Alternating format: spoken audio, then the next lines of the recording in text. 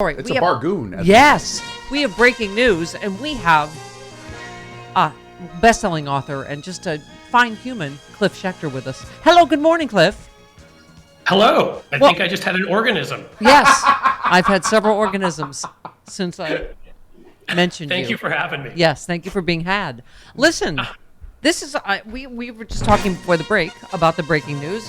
Merrick Garland will hold a press conference today at about 10:30, right, Pacific? Yes. 1:30 Eastern. I don't know what this is, Cliff, but it seems like a pretty BFD. Chris Wray will be there.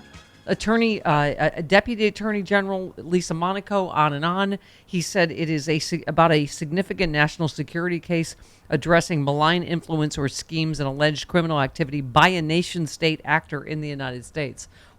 Listen, radio, as you know, is mindless speculation. What is yours? See, the problem is there's too many Republicans who this could be. Is it Ron Johnson? Is it Rand Paul? Is it Mike Lee? Obviously, the entire Trump family. Is it Jared Kushner in Saudi Arabia? Is it Mehmet Oz in Turkey? Right. It's a nation-state actor in the United States. I mean, we were saying that it's clear that certain governments, including Russia and Saudi Arabia, are actively rooting for Republicans, for Trump to be back in power, right? They're spending money on it. Russia, it's again been written about. Russia's back out there with their troll farms and their bots and all this sort of stuff because they know it's not a coincidence that Kevin McCarthy, little wimp that he is, who once said to Paul Ryan when he thought nobody was listening, that he believed that Putin owned Trump and Rohrabacher. That now, guess who Putin owns? Kevin McCarthy, who's come out and said, well, we don't need to fund the Ukraine, and all these other Republicans, they're all coming out now and saying out loud purposely that they won't keep funding Ukraine because they know Putin will help them more because that's what he wants. Yeah. So that's how they get Putin to spend on a Republican House. Yeah. Well, speaking of your, this is what you do, political messaging.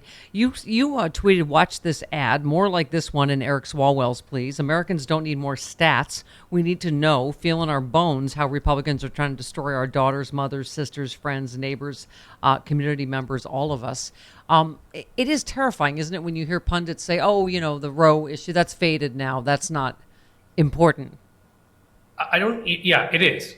First of all, I don't understand how anybody who's human can even say that and sort of make it the Roe issue, that Roe thing, Right. But second of all, if you care about this stuff, if you're on the Democratic side, again, I'm not saying you shouldn't have any statistics. People, they help buttress arguments, but people need to feel it. They need to understand. They need to sort of get that feeling. Swalwell's ad did that. The one you're talking about was John Cunningham was running an uphill race, and I hope he can win it, in South Carolina to be governor, about a woman who was gang raped and got pregnant when she was 12 and was able to have an abortion. She was talking about how her life would be if she wasn't able to now. These are ads we should be running all over the country. Yeah. You retweeted Michelangelo Signorelli. Am I saying that right? Signorelli. Yes, our friend here, our SiriusXM friend. Yeah. He said Dems should be hammering over and over, not in any order, MAGA, threat to democracy, crime rate much higher in red states. I've been saying that all morning. Mass shootings, gun violence are crimes. Bodily autonomy is under assault. Biden and Dems saved the U.S. economy from worldwide inflation with their policies. What do you think with 2 weeks left? I retweeted it and I even sort of had some comments on it because he could not have had a better list.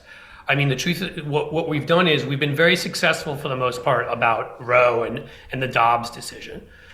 Telling people what the positives are of what Joe Biden has done economically, which honestly is comparable to, we'd have to go back to almost FDR.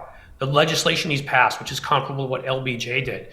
People don't even know the stimulus bill and the COVID shots and the Inflation Reduction Act and lowering the price of prescription drugs and the child tax credit, which Republicans then killed, the infrastructure bill. He's done so much and they've not told people enough. And then on the gun issue, These guys are lying about crime. They are lying about it. They're pulling a Willie Horton.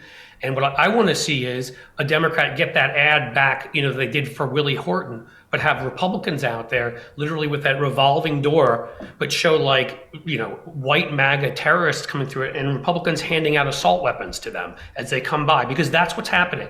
Every one of these states that's experiencing more crime, it's assault and it's murder, and it's assault and murder with firearms. Gee, I wonder who's causing that. 9 of the top 10 states are run by Republicans where this stuff's happening. The highest states. So that's what's so frustrating is we don't need to be hitting back and saying, no, you're not telling the truth about defund police. Go on offense. And I've seen a few do that. Yeah. But more, go on offense. Remember when Highland Park and Uvalde and all these happened and everybody was like, enough, and then we just let it go away. Remind people, make them feel that too. Yeah. Make them feel what it's like when you send your kids, because I send my kids to school every day and I have to think about these things. Yeah. It's sick. Yeah. Well, and as you also alluded to on Twitter, we're not going to get any help from the mainstream media. The thing that keeps sticking in my craw is that Oklahoma debate with, the female candidate absolutely accurately stating that crime is worse under Kevin Stitt in Oklahoma than in New York or California per capita. And he's just like, oh, now do y'all believe that? Oh, that's what she just said. Like there's, both sides do it when, of course, she was absolutely correct. But it's... they've gamed out our system, sadly. Right. Yeah.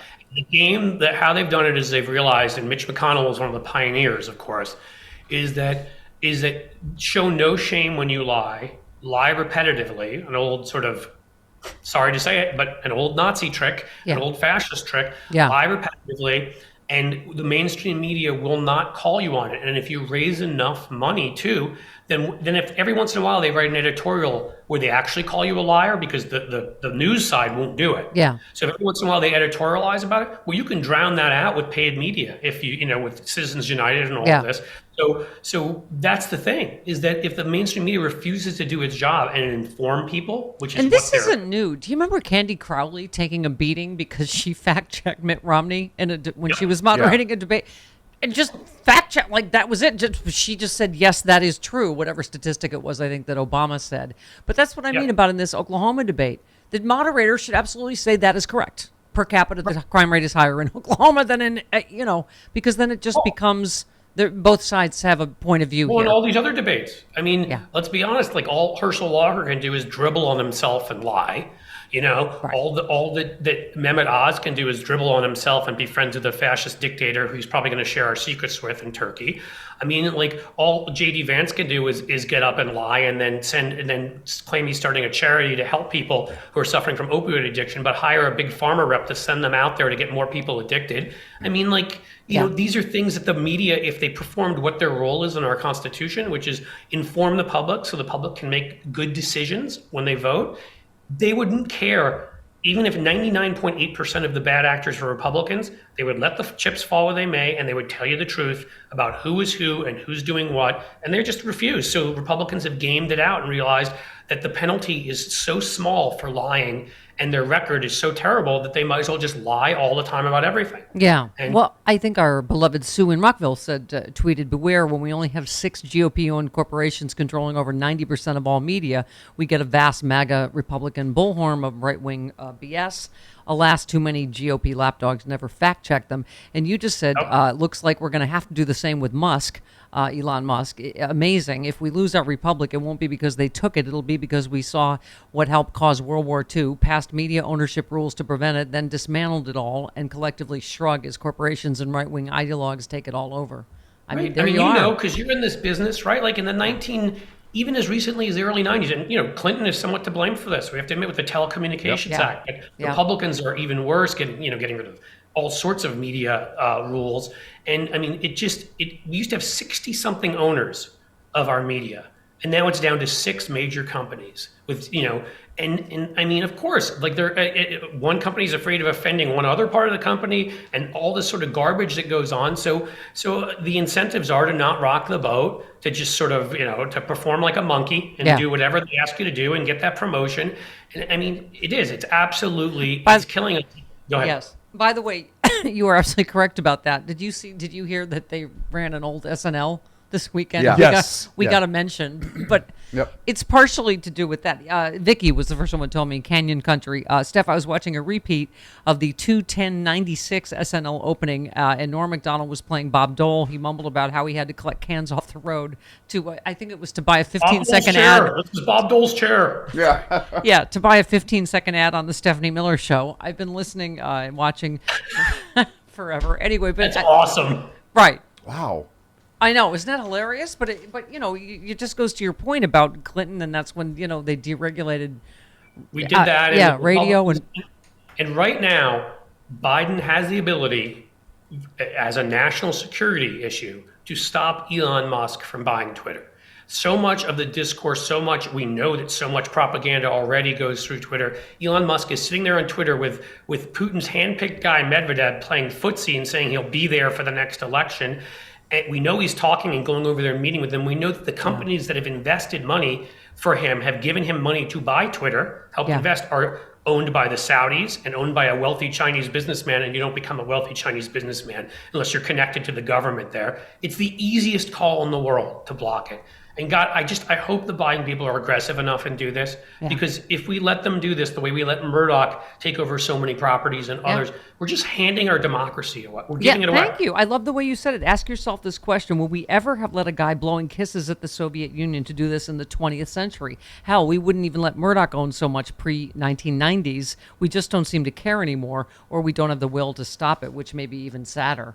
I agree with you. I mean, it'll be pure Russian propaganda, as you retweeted on Twitter. Yeah. No, I mean, Twitter will become useless. It'll become a cesspool.